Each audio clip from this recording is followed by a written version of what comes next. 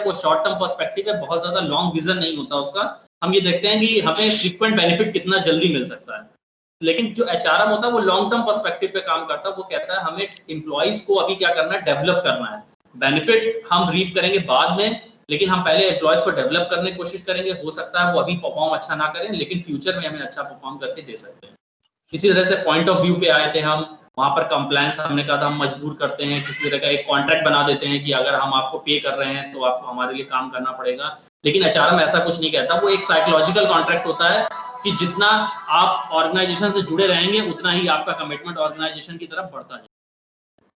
Then control की बात हुई थी। कंट्रोल में हम लोगों ने कहा था इसका एक्सटर्नल जो पर्सनल मैनेजमेंट होता है उसका एक्सटर्नल कंट्रोल होता है। वहां पर जो चीजें होती हैं वो सुपरवाइज आपको करना होता है, उसी के अकॉर्डिंग आपको करना होता है। लेकिन यहाँ पर सेल्फ कंट्रोल है, आप जो एम्प्लॉइज होता है वो खुद अपने आप को डायरेक्शन देता है, ये जानने की कोशिश करता है कि कहाँ मुझसे गलती हो रही है और क्या चीजें मुझे सही करनी चाहिए। परसेप्शन की हम लोगों ने बात करी थी, तो वहां पर हमने कहा था ये प्लूरिस्टिक पर्सपेक्टिव एक कॉमन पर्सपेक्टिव होता है, यानी सबके साथ हम बराबर ट्रीट करते हैं, कोई चेंजेस उसमें नहीं किए जाते हैं। लेकिन एचआरएम जो कॉन्सेप्ट कहता है वो एक यूटिलिटेरियन पर्सपेक्टिव है। हर इंडिविजुअल के लिए ट्रीटमेंट अलग अलग होना चाहिए, क्योंकि हर इंडिविजुअल की कैपेसिटी अलग अलग होती है, उसका परसेप्शन, एटीट्यूड, मोटिवेशन अलग अलग होता है। इसलिए सबके लिए कॉमन हम कोई एप्लीकेशन या पॉलिसीज नहीं लगा सकते। देन रोल की हमने बात करी थी। रोल में हम लोगों ने कहा था कि जो स्पेशलिस्ट रोल है, स्पेशलिस्ट रोल ये कह रहा है कि जो भी पर्सनल मैनेजमेंट है वो बेसिकली कोई एक हैंडल करेगा जिसे उस फील्ड की नॉलेज है, यानी वो केवल जो मैन पावर है या ह्यूमन है उनको कंट्रोल करना जानता हो। लेकिन एचआरएम जो है वो कहता है कि स्ट्रेटेजिक रोल है। कोई भी चीजें केवल डायरेक्टली हम एचआरएम से रिलेट नहीं कर सकते, उसे हमें अपने कंपनी के मिशन और ऑब्जेक्टिव से को रिलेट करना पड़ेगा। जब हम मिशन ऑब्जेक्टिव को लेके चलेंगे और उसके अकॉर्डिंग एचआरएम की अपनी स्ट्रेटजी को फॉर्मुलेट करेंगे, इसीलिए उसे एक स्ट्रेटेजिक रोल कहा गया। एक रणनीति के तहत होता है, वो काम किया जाता है। आउटलुक में हम लोगों ने बात करी थी, ये कॉस्ट मिनिमाइजेशन, इसका जो आउटलुक है बेसिक हमारा ये होता है कि हम जितना कॉस्ट मिनिमाइज कर सकें, यानी कम से कम हम इन्वेस्टमेंट करके ज्यादा प्रॉफिट कमा सकते हैं। तो ये ऑब्जेक्टिव था, यानी हम जितना भी लेबर है उसका बेसिकली यहाँ पर एक्सप्लॉयटेशन होता था कि कम सैलरी में हम ज्यादा उनसे काम करवाते थे। लेकिन एचआरएम में यहाँ पर आया मैक्सिमम यूटिलाइजेशन। मैक्सिमम यूटिलाइजेशन हमने ये कहा कि किसी का एक्सप्लॉयटेशन करने की जरूरत नहीं है, जो जितना काम कर सकता है उससे काम कराया, और जो एक्स्ट्रा काम करके अगर हमें दे रहा है तो उनको हमने बेनिफिट दे दिया। एक्स्ट्रा बेनिफिट वो किसी तरह से मॉनेटरी बेनिफिट हो सकता है, नॉन मॉनेटरी बेनिफिट हो सकता है, ताकि वो आगे मोटिवेट हो अच्छा काम करने के लिए। आगे हम लोगों ने एम्प्लॉयमेंट कॉन्ट्रैक्ट की बात करी थी। इसमें हम लोगों ने कहा था जो कॉन्ट्रैक्ट होता है वो फिक्स हम कर देते हैं कि एम्प्लॉयमेंट के टाइम अगर हमने आपसे कोई लीगल कॉन्ट्रैक्ट किया उसमें फिर कोई चेंजेस हम नहीं करेंगे, वो टर्म्स एंड कंडीशन सेम रहेंगी। लेकिन एचआरएम जो था वो कहता था कॉन्ट्रैक्ट में आपको चेंजेस करना चाहिए इंडिविजुअल के अकॉर्डिंग। अगर इंडिविजुअल में ज्यादा कैपेबल है, वो एम्प्लॉय हमें ज्यादा लग रहा है कैपेबल, तो हम उसमें उसके अकॉर्डिंग चेंज करते हैं। रूल्स रेगुलेशन की अगर हम बात करते हैं तो रूल रेगुलेशन में इसमें हमने कहा था पर्सनल मैनेजमेंट जो भी हम रूल रेगुलेशन मतलब वो क्लियर होते हैं, क्लियर विजन होता है, उसमें हमें पता होता है ये काम ऐसे करना है, उसमें कोई चेंजेस नहीं करने या कोई भी हम उसमें अपने सजेशन नहीं दे सकते हैं। लेकिन एचआरएम क्या कहता था कि इम्पेशंस विद द रूल, आप रूल के अगेंस्ट भी जा सकते हैं, लेकिन हमें प्रोडक्टिविटी से कोई कॉम्प्रोमाइज नहीं करना है कि हमें चाहिए काम अल्टीमेट कि हमें ये चीज पूरी हो जानी चाहिए। अगर वो टारगेट या वो टास्क हमारा पूरा, और उसके लिए अगर हमें रूल्स में चेंजेस भी करने पड़ रहे हैं तो हम चेंजेस कर देंगे।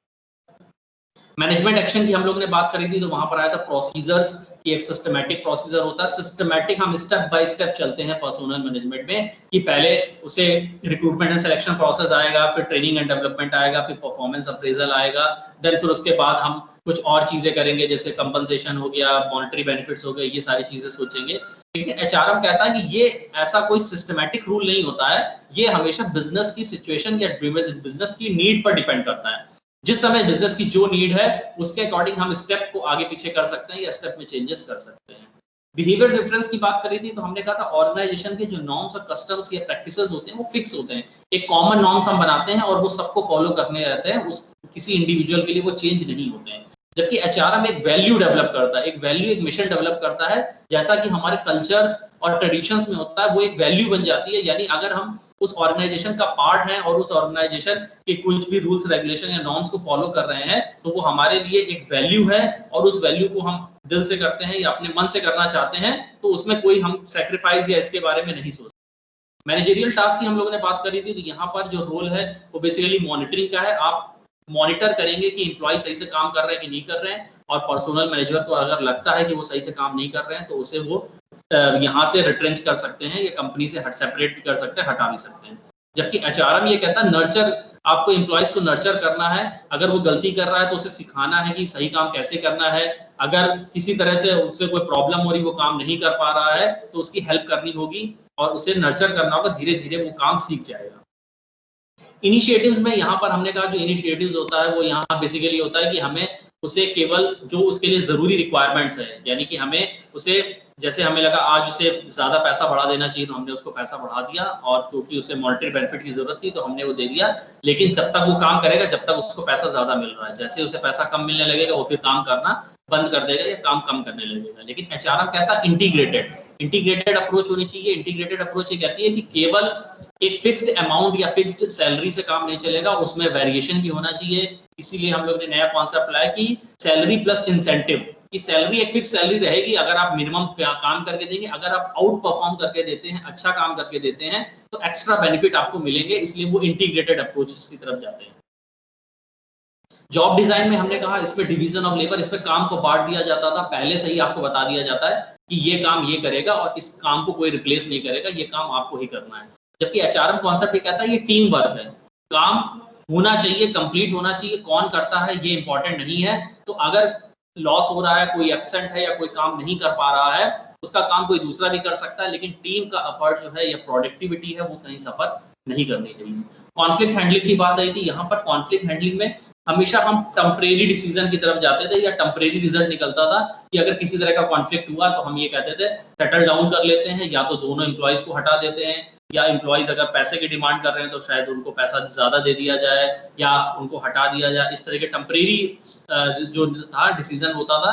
लेकिन यहाँ पर एचआरएम में बात करें कि मैनेज क्लाइमेट एंड कल्चर, कि एक हेल्दी इन्वायरमेंट या एक हेल्दी क्लाइमेट डेवलप किया जाए जहां पर ट्रस्ट और रिस्पेक्ट मिले एक दूसरे को। जब वो ट्रस्ट रिस्पेक्ट मिलेगी तो कल्चर अच्छा होगा और एम्प्लॉयज सेटिस्फाई फील करेंगे और वो अच्छा काम करके देंगे।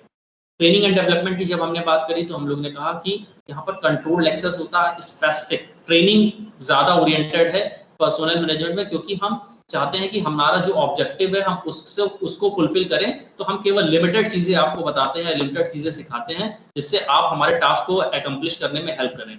लेकिन एचआरएम जो कहता है वो कहता है लर्निंग ऑर्गेनाइजेशन, आप हमेशा सीखेंगे तभी ग्रो करेंगे, यानी आपको कॉन्टिन्यूअस चीजें सिखानी पड़ेंगी, यानी वो डेवलपमेंट पे ओरिएंटेशन देता है कि ट्रेनिंग जरूरी नहीं है बल्कि डेवलपमेंट जरूरी है। हो सकता है कि वो आज सीख ना पा रहा हो, लेकिन धीरे धीरे टाइम के अकॉर्डिंग वो सीखता जाएगा, और वो चाहे यहाँ काम करे या किसी और ऑर्गेनाइजेशन में काम करे, अब वो डेवलप होकर एक अच्छा एम्प्लॉय बन जाएगा या एक स्किल्ड एम्प्लॉय बन जाएगा। रिस्पेक्ट फॉर एम्प्लॉयज, यहाँ पर फिर वही बात आई कि जो सीनियर और जूनियर का जो रिलेशनशिप है वो बेसिकली ट्रस्ट और रिस्पेक्ट पे डिपेंड करता है। तो जितना रिस्पेक्ट और ट्रस्ट आपको एक दूसरे से मिलेगा तभी वो जरूरी है। लेकिन जो पर्सनल मैनेजमेंट था उसने कभी भी इसकी तरफ ध्यान नहीं दिया। उसने कहा एम्प्लॉय एक लेबर है, उसे लेबर की तरह ट्रीट करना चाहिए। हम उसे पैसा दे रहे हैं तो वो हमें काम करके देगा, अगर वो हमें काम करके नहीं देगा तो हम उसे पैसा नहीं देंगे या उसे हटा देंगे। जबकि एचआरएम बिल्कुल उसके अपोजिट में गया, उसने कहा कि नहीं, जो ह्यूमन है, पीपल है, एम्प्लॉय है, वो हमारे लिए एसेट्स हैं और हमें उनके बेनिफिट के लिए भी काम करना चाहिए, हम केवल अपने बेनिफिट के लिए काम नहीं सोच सकते। इंटरेस्ट जो था शेयर्ड इंटरेस्ट, जो पर्सनल मैनेजमेंट में वहां पर ऑर्गेनाइजेशन का इंटरेस्ट सबसे ऊपर था, तो वो प्रायोरिटी पे था। यहाँ पर हमारा मेन फोकस ये था कि ऑर्गेनाइजेशन प्रॉफिट में होनी चाहिए। अगर ऑर्गेनाइजेशन को प्रॉफिट नहीं हो रहा है तो एम्प्लॉयज को रखने से कोई फायदा नहीं है। जबकि यहाँ पर एचआरएम में कॉन्सेप्ट ये आया कि दोनों का प्रॉफिट हो, ऑर्गेनाइजेशन का भी प्रॉफिट हो, ऑर्गेनाइजेशन की भी जरूरतें पूरी होनी चाहिए और जो एम्प्लॉयज हैं उनकी भी जरूरतें पूरी होनी चाहिए, यानी दोनों का इंटरेस्ट हो, म्यूचुअलिटी ऑफ इंटरेस्ट होगी तभी हम आगे ग्रो कर सकते हैं। इवोल्यूशन की बात करी तो यहाँ पर जो पर्सनल मैनेजमेंट कॉन्सेप्ट आया वो बेसिकली इसलिए आया ताकि हम एम्प्लॉय एडवोकेट, कि हम एम्प्लॉय के लिए कुछ जैसे कोई प्रॉब्लम हो रही है उसके, या उसके लिए कोई डिसीजन कोई देना है, तो उसके लिए हमने बनाया था। जबकि यहाँ पर एचआरएम में हमने कहा कि हम एम्प्लॉय को बचाने के, उसके राइट्स को बचाने के लिए नहीं, बल्कि हम एचआरएम का कॉन्सेप्ट ये ला रहे हैं कि एम्प्लॉय को मेंबर बनाएं हम अपनी ऑर्गेनाइजेशन का। जब वो सोसाइटी का या हमारी ऑर्गेनाइजेशन का मेंबर बन जाएगा तो वो ये फील करेगा कि मेरा अटैचमेंट ज्यादा जुड़ रहा है या मेरा कमिटमेंट ज्यादा बढ़ गया ऑर्गेनाइजेशन की तरफ। तो हमने इस चीजों पे फोकस किया। तो बेसिकली ये जो डिफरेंस है इसको हमने एक बार और रिवाइज कर दिया, ये बहुत इंपॉर्टेंट है। इसको आपको सही से पढ़ना होगा, इसको आप बाद में भी डिस्कस कर सकते हैं कभी भी, तो इसको आप सही से पढ़ लीजिएगा, नेट पे चाहे तो वहां पे भी सर्च कर लीजिएगा। देन अब सबसे इंपॉर्टेंट है, अब मैनेजमेंट प्रोसेस की हम बात करते हैं, यहीं से हम लोग स्टार्ट कर रहे हैं कि जो यहाँ पर एचआरएम का जो प्रोसेस है, वहां पर जैसे टर्म्स आया मैनेजमेंट, तो बेसिकली जो एचआरएम का मेन फंक्शन होगा वो मैनेजमेंट से ही स्टार्ट होगा। और मैनेजमेंट का जो स्टेप होता है वो planning, organising, staffing, leading and controlling, basically यही मोस्टली एलिमेंट्स आते हैं, कुछ और एलिमेंट्स भी होते हैं, लेकिन हमने जो मोस्ट इंपॉर्टेंट होते हैं उनको ही डिस्कस किया है। तो जब एचआरएम या मैन पावर की आप प्लानिंग करेंगे, तो मैन पावर को मैनेज करेंगे, तो वहां पर भी आपको प्लानिंग करनी होगी। प्लानिंग से सेंस है कि जैसे यहाँ पर कितनी मैन पावर की रिक्वायरमेंट है, हमें करंट टाइम में हमारे पास कितने एम्प्लॉयज हैं, फ्यूचर में हमारे पास कितने होने चाहिए या कितनी रिक्वायरमेंट्स आ सकती हैं, और उसके अकॉर्डिंग हमारे पास बैकअप में कितने एम्प्लॉयज एग्जिस्टिंग हैं। तो हम एचआर की पहले प्लानिंग करते हैं, देन ऑर्गेनाइज करते हैं। ऑर्गेनाइजिंग से मतलब है कि हम उनको डिफरेंट तरह से चीजें कर लेते हैं कि हमारे पास इतने एम्प्लॉयज हैं, उनको डिवीजन ऑफ लेबर कर दिया, ये काम इस तरह से किया जा सकता है, इतने लोग इस ग्रुप में चले जाएंगे, इस ग्रुप में चले जाएंगे, और वो वैसे काम करके देंगे। स्टाफिंग में हमने right person on A right job, सही आदमी को सही जगह प्लेस कर दिया है ताकि वो काम को इफेक्टिव तरीके से कर सके। देन लीडिंग, फिर उसमें हमें लीड करना होता है, उन्हें डायरेक्शन देना होता है मैन पावर को कि काम को सही से किया जाए। अगर डायरेक्शन में कोई गलती आ रही, करेक्शन की जरूरत है, तो हम कंट्रोलिंग पे जाएंगे, कंट्रोल करेंगे उनके एक्शन को, और अगर उसमें फिर कुछ लग रहा है तो फिर से हम वापस प्लानिंग करेंगे कि चेंजेस की जरूरत है, इसलिए हमें प्लानिंग फिर से दोबारा करनी चाहिए। यानी एक साइक्लिकल प्रोसेस होता है जो कॉन्टिन्यूसली ऑर्गेनाइजेशन में हमेशा चलता रहता है। इसी से रिलेटेड जो हमारा एचआरएम प्रोसेस है, एचआरएम प्रोसेस में अगर हम जाते हैं तो वो बेसिकली स्टार्ट होता है यहाँ से। सबसे पहले बात होती है एक्विजिशन की। एक्विजिशन मतलब एक्वायर, हायर करना। बेसिकली सबसे पहला स्टेप यही आएगा कि हमें जरूरत है एम्प्लॉय की, हमें जरूरत है अगर एम्प्लॉय की, तो हमें क्या करना होगा, उसको हायर करना होगा। जहां पर हम बात करते हैं रिक्रूटमेंट एंड सिलेक्शन की। रिक्रूटमेंट एंड सिलेक्शन प्रोसेस वो हम लोग ने स्टार्टिंग में जो पहले दिन की क्लास हुई थी वहां पर भी डिस्कस किया था कि जो पहली एक्टिविटी, मेजर एक्टिविटी होती है एचआरएम की, वो रिक्रूटमेंट एंड सिलेक्शन ही होती है। तो जब भी रिक्रूटमेंट एंड सिलेक्शन होगा तो सबसे पहले हम ये डिसाइड करेंगे कि हमें कितने लोगों की रिक्वायरमेंट है, किस पोजीशन के लिए रिक्वायरमेंट है, तो जॉब डिस्क्रिप्शन, जॉब स्पेसिफिकेशन हम डिफाइन कर लेंगे। देन उसके अकॉर्डिंग हम नोटिफिकेशन, एक रिक्रूटमेंट नोटिस निकालेंगे कि हमें इस पोस्ट के लिए इतनी एलिजिबिलिटी के कैंडिडेट चाहिए। वो कैंडिडेट्स अप्लाई करेंगे, उनका शॉर्टलिस्ट करेंगे, और उन शॉर्टलिस्ट के बेसिस पे हम कुछ लोगों को सेलेक्ट करेंगे जो सुटेबल है हमारी ऑर्गेनाइजेशन के लिए। यानी एक्विजिशन में ये सारी चीजें आ जाएंगी, एक्विजिशन में ये पूरा प्रोसेस कंप्लीट हो जाएगा। जब हमारे पास एम्प्लॉयज आ गए, हमने उनको सेलेक्ट कर लिया है और हमें पता है कि अब ये एम्प्लॉयज हमारे साथ ही काम करेंगे, देन तब हम बात करेंगे ट्रेनिंग की। क्योंकि जो भी एम्प्लॉयज हमने सेलेक्ट करे हैं वो बेशक काम करना जानते हैं, लेकिन वो उन्हें ये नहीं पता होता कि इस ऑर्गेनाइजेशन में काम कैसे करना है, वो ज्यादा फैमिलियर नहीं होते हैं ऑर्गेनाइजेशन से, इसलिए उन्हें ट्रेनिंग की जरूरत पड़ती है। वो ट्रेनिंग की जो पीरियड होता है, वो ट्रेनिंग का पीरियड हमें बाद में जो उनसे हम इंटरेक्ट होते हैं तो वो ट्रेनिंग का पीरियड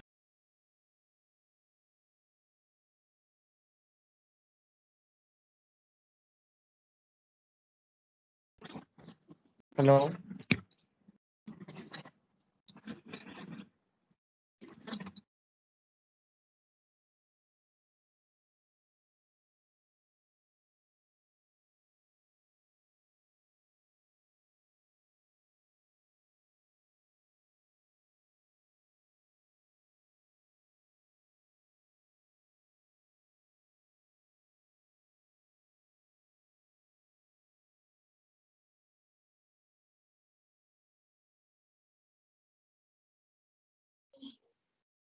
हेलो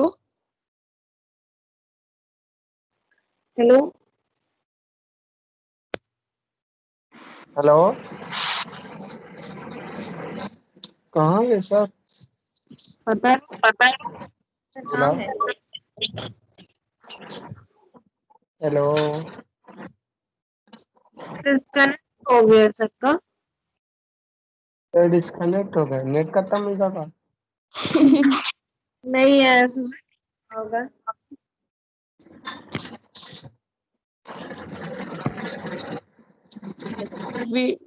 वीडियो कॉल ही हट गई। हो सकता है ज्वाइन का ऑप्शन दोबारा है, हाँ तो ऑलरेडी चल रहा है ना, तो कैसे आएगा मैम? बैक करके देखो।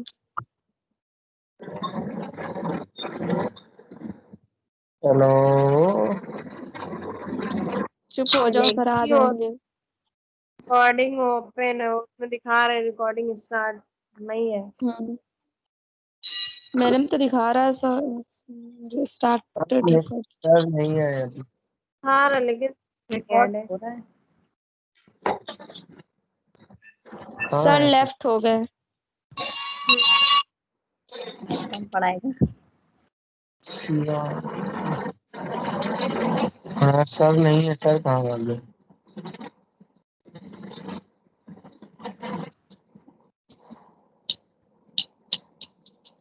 मैसेज करके देखो पर्सनल। अरे हेलो आ जाएंगे फिर। सर, कहाँ चले गए? जाओ ढूंढ लाओ जाके कहाँ गए। ये कौन बोल रहा है? हम्म, जरा नाम बताइएगा तो। हम नहीं बताएंगे। हैं? ये हम कोई और, नहीं बताएंगे। ये कोई और लिफ्ट हो गया। 10 थे 9 हो गए। 8 हो गए पागल। 8 हो गए, अब हो गए होंगे। हाँ 8 हो गए। हाँ, सब नेट बचा रहे अपना। कौन? जो भी लेफ्ट हुआ है। ज्यादा नेट तो कितना नेट बचा लेंगे? हाँ साक्षी भी यार ऐड हो गई है। सुनो, कल जो वो क्लास हुई थी, कल हुई थी हम्म क्या? कल जो हाँ ने उसकी हुई थी कंपनी लॉ की, ज्योति मैम ने ली थी। हाँ, हम्म वो नहीं पूछ रहे हैं, वो पूछ रहे हैं कि जो दूसरी जो हुई थी, क्या कहते, इसकी पहली क्लास कब हुई थी? इसकी क्लास जिस दिन क्लास स्टार्ट होनी थी उसी दिन हुई थी, 24 तारीख को पहली क्लास हुई थी। उसमें उसकी ये पीपीटी सेंड करते कैसा? सर कह रहे जब हम पूरा पढ़ा लेंगे तब पीपीटी सेंड करेंगे। अरे तो इसके पहले का हमको समझ में नहीं आएगा तो आगे पढ़ाते चले जाएंगे, कैसे समझेंगे? तो तुमको आज बोलना चाहिए था सर, आज पूरा ओवरव्यू दे दीजिए। हम बोलेंगे, कहेंगे सर हमको पीपीटी सेंड कर दीजिए। जिन्होंने किस किस ने क्लास ली थी उस दिन? केवल तुम ही ने ली थी हमको लगता है। हम थे, श्रुति थी, अन्नपूर्णा थी। बस। हम्म तो ये जो पगला रहे हैं, जितने लोगों ने नहीं ली उन लोगों ने बोला नहीं है एक बार भी। हमें क्या करना। हेलो साक्षी, हम्म हम्म सीआर। सीआर पता नहीं, म्यूट तो है नहीं। हाँ हेलो।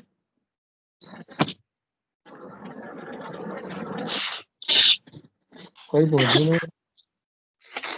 ना तो। कल भास्कर का कॉल आया था, कहाँ मेरे? कुछ बात आती थी। अरे बोली बोली हेलो। साक्षी। हाँ। कह रहे सर कहाँ गए? इतनी पता देर नहीं। बाद, इतनी देर बाद सुनाई दिया है? नहीं आ रहा है क्लास, लाइव चल रही है। अरे सुनो पहले, कह रहे हैं कि साक्षी, सीआर।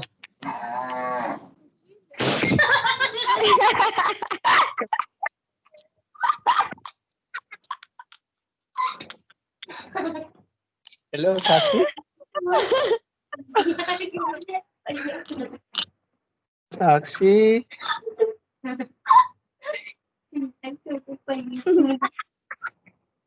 साक्षी। अरे यार से चेंगर ही ले रही। और कौन? अनम।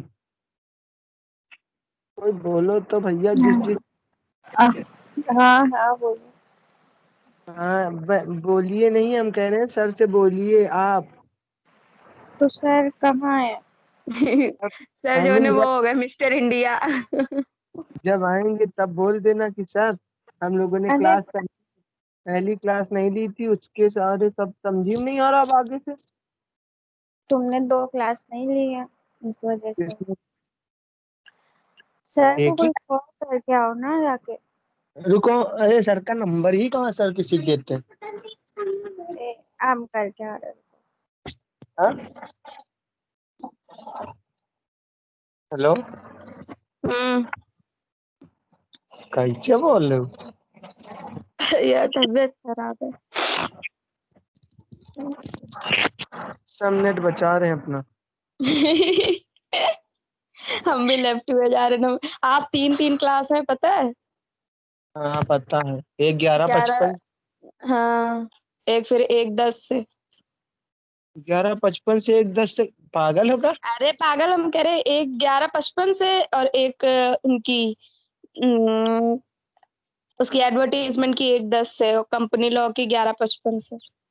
तो 11:55 से क्या 15 ही मिनट पढ़ाएंगे? अब हमें क्या पता, नहीं, 11:55 से लेकर हाँ हाँ हाँ। 12:45 तक होगी शायद। अरे हाँ, सॉरी सॉरी। सीआर हो तब भी सीआर वाला काम ही करोगे। हाँ, अगर तो कॉल ही नहीं उठा रहा है। सर कॉल नहीं उठाएंगे, वो किसी और मीटिंग में व्यस्त होगा। पता क्या है। ये कहाँ गई सीआर? ए सीआर, कोई लेफ्ट हुई का? तुम भी लेफ्ट हो जाओ। सीआर, क्या है? अरे सुनो तो, कह रहे कि सर से बोलो। क्या? अरे हम कह रहे हैं सर से ये बोलो कि सर हम लोगों ने पहली क्लास नहीं ली है तो हम लोगों को समझ में नहीं आएगा। नहीं, वो तो बोलेंगे लेकिन लास्ट में बोलेंगे ना, कि अभी थोड़े ना बोल देंगे क्लास से पढ़ा रहे बीच में। सुनो, जैसे ही आए वैसे ही बोल दो, तो सुनो सर। ठीक है, मैं बोल दूंगी। आ गए सर आ गए। एक्चुअली मेरा आ गए। हाँ सर आ गए।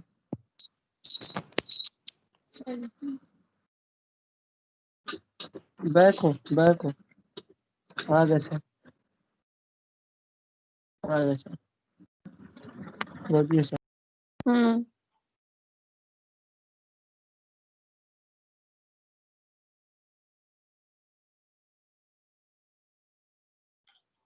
हेलो। सर ने हेलो सर ने सर, म्यूट बोलिए किया है। सर, आवाज बोलिए नहीं आ रही है। सर सर, म्यूट है क्योंकि हमने खुद को म्यूट किया हुआ है। सर बोलिए पागल, उनको सुनाई ही नहीं दे रहा। सर, कुछ बोलिए।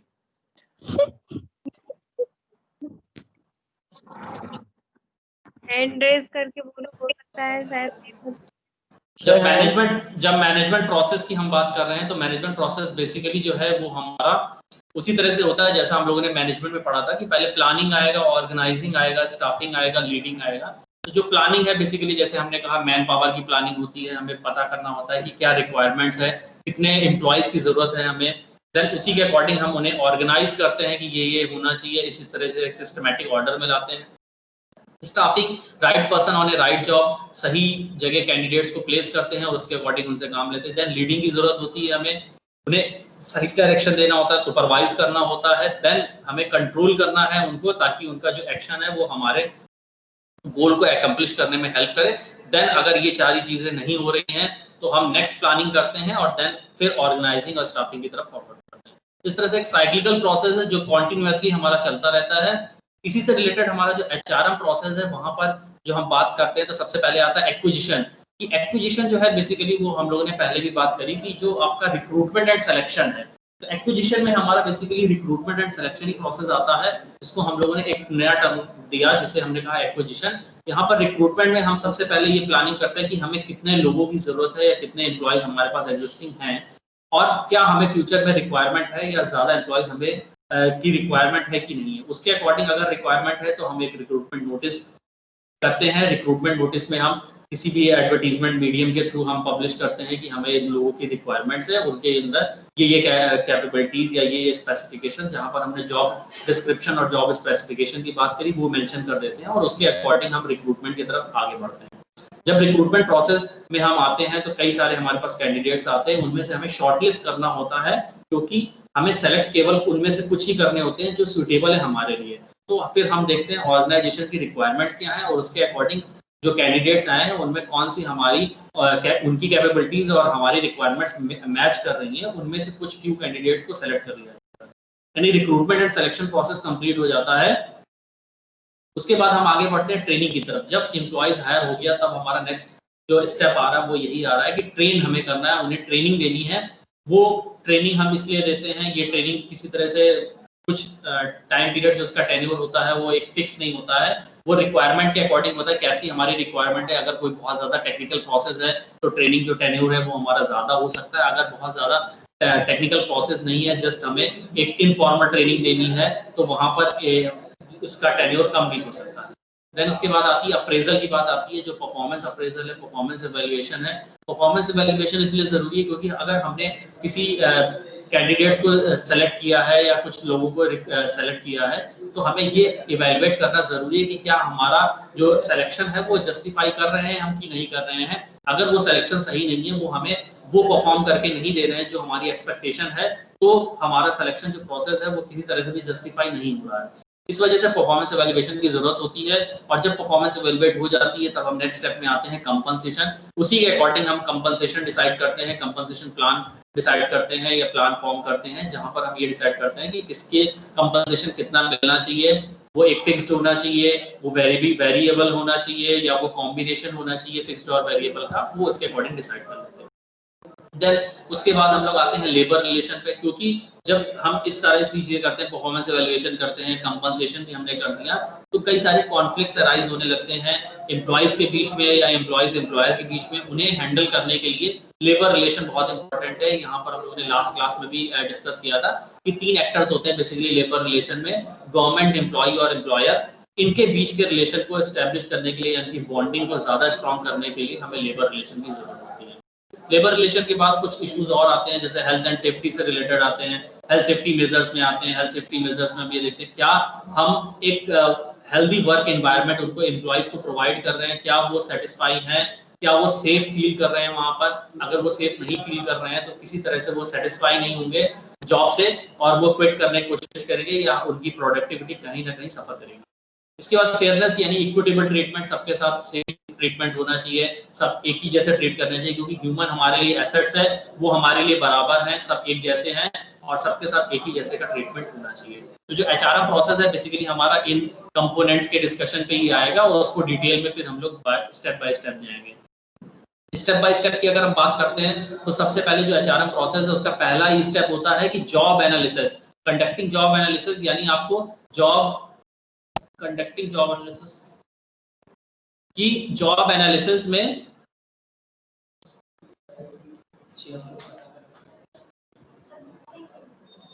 दो मिनट बैठ जाओ, क्लास कंडक्टिंग जॉब एनालिसिस में हम ये करते हैं कि जॉब को पहले एनालाइज करते हैं। जॉब एनालाइज में हम ये देखते हैं, 2 चीजें हमने बताई आपको, जॉब डिस्क्रिप्शन और जॉब स्पेसिफिकेशन, कि बेसिकली जॉब में क्या रिक्वायरमेंट है, किस पोजीशन की जॉब है, उसकी ड्यूटीज क्या है, उसकी रिस्पॉन्सिबिलिटीज क्या है। देन स्पेसिफिकेशन की तरफ हम आते हैं कि वहां पर हम ये देखते हैं कि एजुकेशनल क्वालिफिकेशन क्या चाहिए, एक्सपीरियंस कितना चाहिए कैंडिडेट्स में, ये सारी चीजें स्पेसिफाई कर लेते हैं। तो जॉब एनालिसिस बहुत इंपॉर्टेंट है। उसके ही अकॉर्डिंग फिर हम करते हैं प्लानिंग लेबर नीड्स, यानी कितने मैन पावर की जरूरत है हमें, वो रिक्रूटिंग जॉब कैंडिडेट्स। देन उसके अकॉर्डिंग हम रिक्रूटमेंट नोटिस निकालते हैं, वो किसी मीडियम के थ्रू निकालते हैं। देन एक सुटेबल जो कैंडिडेट्स हैं जो हमारी ऑर्गेनाइजेशन के रिक्वायरमेंट के अकॉर्डिंग मीट कर रहे हैं, उनको हम सेलेक्ट कर लेते हैं। देन उसके बाद जब अगर हमने सही कैंडिडेट सेलेक्ट कर लिया, देन उसके बाद हमारे पास बात आती है ओरिएंटेशन और ट्रेनिंग की। ओरिएंटेशन वहां पे जरूरी है जहाँ पे नॉन टेक्निकल जॉब है या बहुत ज्यादा टेक्निकलिटी की जरूरत नहीं है और हमें लग रहा है या एक्सपीरियंस्ड है जो कैंडिडेट है, उसे ज्यादा चीजें सिखाने की जरूरत नहीं है, तो जस्ट ओरिएंटेशन से भी हमारा काम हो सकता है। और अगर हमें टेक्निकल कोई जॉब है या इनएक्सपीरियंस हमारे पास कैंडिडेट है तो हम ट्रेनिंग की तरफ जाते हैं। वो ट्रेनिंग टेन्योर हमने पहले भी बात करी, वो रिक्वायरमेंट्स के अकॉर्डिंग ज्यादा भी हो सकता है और कम भी हो सकता है। वेजेस की हम बात करते हैं, देन उसके बाद आता है कि उनकी सैलरी या वेजेस उनकी डिसाइड करना कि उनको जो काम वो कर रहे हैं उसके अकॉर्डिंग उनको वेजेस या सैलरीज मिलनी चाहिए। देन जो एडिशनल या आउट परफॉर्म करके दे रहे हैं, ज्यादा अच्छा काम करके दे रहे हैं, उनके लिए हमें इंसेंटिव या एक्स्ट्रा बेनिफिट्स प्रोवाइड करना जरूरी है, क्योंकि अगर हम इस तरह का नहीं करेंगे तो उन्हें लगेगा कि अगर हम परफॉर्म कर रहे हैं तो हमें जितना हम परफॉर्म कर रहे हैं या एक्स्ट्रा परफॉर्म कर रहे हैं तो उसका बेनिफिट हमें नहीं मिल रहा है। देन नेक्स्ट स्टेप में अप्रेजिंग परफॉर्मेंस, उनकी परफॉर्मेंस को अप्रेज करना जरूरी कि क्या जस्टिफाई कर रहे हैं वो कि जिस पे स्केल पे या जो भी सैलरी या कंपनसेशन हम उनको दे रहे हैं, क्या वो उस हमारी एक्सपेक्टेशन के अकॉर्डिंग काम करके दे रहे हैं। अगर वो हमारी एक्सपेक्टेशन के अकॉर्डिंग काम करके नहीं दे रहे हैं तब हम दूसरे ऑप्शंस की तरफ आते हैं, जहां पर हमारा आता है promotion, transfer demotion and separation, अगर बहुत अच्छा परफॉर्म करके दे रहे हैं तो हम प्रमोशन की तरफ जा सकते हैं, उनको प्रमोट कर सकते हैं। अगर हमें लग रहा है वो अच्छा परफॉर्म नहीं कर पा रहे हैं तो किसी दूसरे डिपार्टमेंट में या किसी दूसरी जॉब में उन्हें ट्रांसफर किया जा सकता है। अगर हमें लग रहा है कि वो अभी भी अच्छा परफॉर्म करके नहीं दे रहे हैं या उनकी परफॉर्मेंस ठीक नहीं हो सकती है तो हम उन्हें डिमोट कर सकते हैं लोअर लेवल पे या किसी और जॉब में। अगर अभी भी हमें लग रहा है कि वो चीजें सही नहीं हो रही है तो हम उन्हें सेपरेट कर सकते हैं, हटा सकते हैं कि किसी और काम करें या कहीं और काम करें।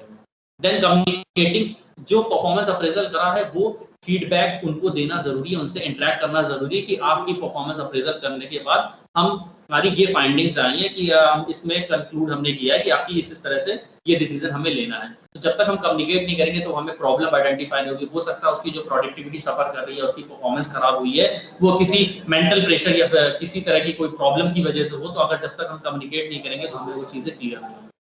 ट्रेनिंग एंड डेवलपमेंट की अगर हम बात करते हैं तो ट्रेनिंग एंड डेवलपिंग में हम ये करते हैं कि अगर ट्रेनिंग तो हमने प्रोवाइड कर दी है लेकिन अगर हमें लग रहा है उसमें कैपेबिलिटीज हैं, वो हमारी और रिक्वायरमेंट्स को भी पूरा कर सकते हैं, तो हमें उन्हें डेवलप करना चाहिए एज ए मैनेजर, ताकि वो फ्यूचर में हमारी हाई रिस्पॉन्सिबिलिटीज को परफॉर्म कर सकें और वहां पर हम डेवलपमेंट की तरफ जाते हैं। देन बिल्डिंग एम्प्लॉयज कमिटमेंट, अगर रेगुलर वे में हम उन्हें रिस्पॉन्सिबिलिटीज देते रहेंगे, देन उन्हें किसी तरह का प्रमोशन मिलता रहेगा तो उनका जो कमिटमेंट है वो ऑर्गेनाइजेशन की तरफ ज्यादा बढ़ेगा और वो ज्यादा कमिटेड हो जाएंगे और उनकी परफॉर्मेंस ज्यादा इंप्रूव हो जाएगी।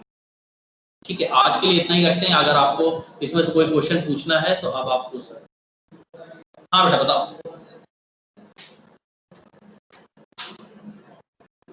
1 by 1 रेज हैंड करिए बेटा, फिर उसके बाद हम जब नाम कॉल करेंगे तब पूछेंगे। साक्षी, सिद्धार्थ, हाँ सिद्धार्थ बताइए पहले। 1 मिनट बेटा सिद्धार्थ। सर हम लोगों की पहली क्लासें छूट गई सर, उसके बारे में पूछना था सर। उसका अब सर समझ में नहीं आ रहा क्योंकि हम लोगों ने शुरुआत से पढ़ा नहीं। तो सर वो पीपीटी एक मिनट वो बेटा आपको हम बाद में अभी उसमें एक माई क्लास कैंपस वाली जो ऐप है ना उस पे आपको प्रोवाइड करवा देंगे लेक्चर। जी सर, वो ठीक है, उस पे अभी हम आपको प्रोवाइड करवा देंगे। 1-2 दिन टाइम लगेगा, उसको डेवलप कर रहे हैं हम लोग ऐप को, उसके बाद वो हो जाएगा। ठीक है।